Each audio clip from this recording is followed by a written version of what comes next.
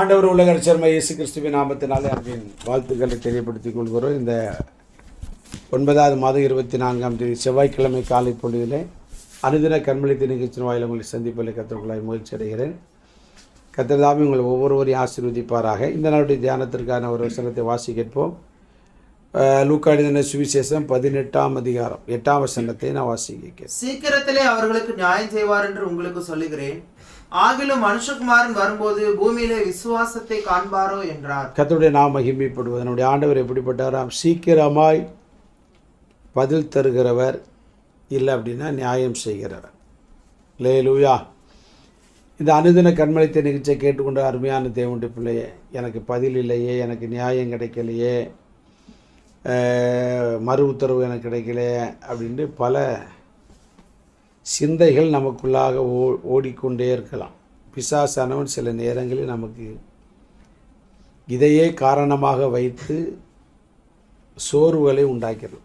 அதுதான் ஆண்டவர் இந்த அதிகாரத்தை தொடங்கும் போதே அப்படி தொடங்கினார். சோர்ந்து போகாமல் ஜெபம் பண்ணுங்கள் அப்படின்னு ஆரம்பித்தார். அதனால் நீங்கள் ஏதோ ஒரு வகையில் தாமதமானது நிமித்தம் நீங்கள் சோர்வடைந்து இந்த கண்மொழித்த நிகழ்ச்சியை கேட்டுக்கொண்டிருக்கலாம்.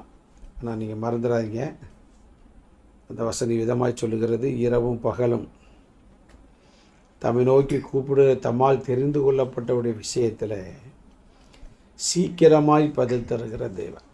அதனால் தாமதம் ஒருவேளை நமக்கு ஒரு வருத்தத்தை அளித்தாலும் தேவன் அதினதி நாட்களிலே நேர்த்தியாய் செய்கிறார். அவர் பதில் தருகிற நேரம்தான் சரியான நேரம் என்பதை தேவ பிள்ளைகளாகிய நாம் உணர்ந்து கொள்ள வேண்டும். ஸ்தோத்திரம்.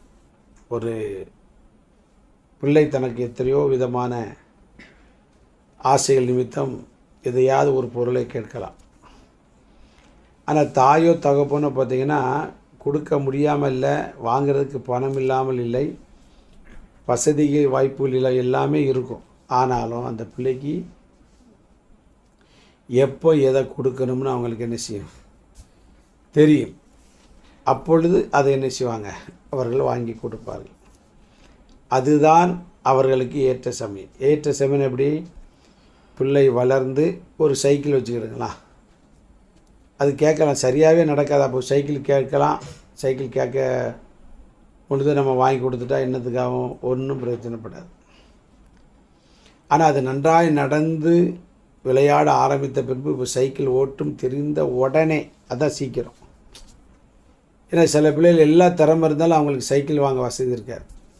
ஆனால் தேவனையே நம்பியிருக்கிற நமக்கு சீக்கிரம் என்பது அது கையாட தெரிந்த போது உடனே கிடைக்க செய்யும். அதே போல் ஜெபத்துக்கு பதிலும் எப்பவும் கிடைக்கும் அப்படின்னா அது நமக்கு எப்பொழுது பிரயோஜனப்படுமோ, ஆசீர்வாதமாய் அமையுமோ, நற்பெயரை நமக்கு தருமோ, அப்பொழுது தேவன் நமக்கு என்ன செய்வார்? சரியான ரிசல்ட்டை, பதிலை நியாயம் செய்வார்.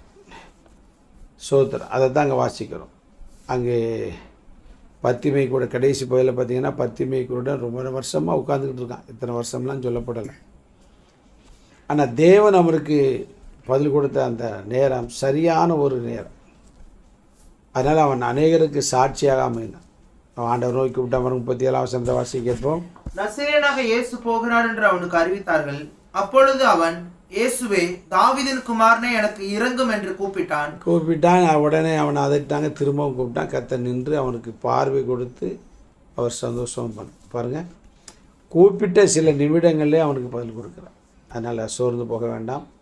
தாமதமானாலும் சீக்கிரமாய் பதில் தந்து நம்மை ஆற்றி தேற்றுவோம். நல்ல பிதாவே, நாங்கள் உம்மை நோக்கி கூப்பிடுகிற விஷயம் சீக்கிரமாக எங்களுக்கு பதில் தந்து நியாயம் செய்து நம்முடைய நாமத்தை நீ மகிமைப்படுத்துகிற தேவனாக இருக்கிற அப்படின்னு சொல்லுவோம்.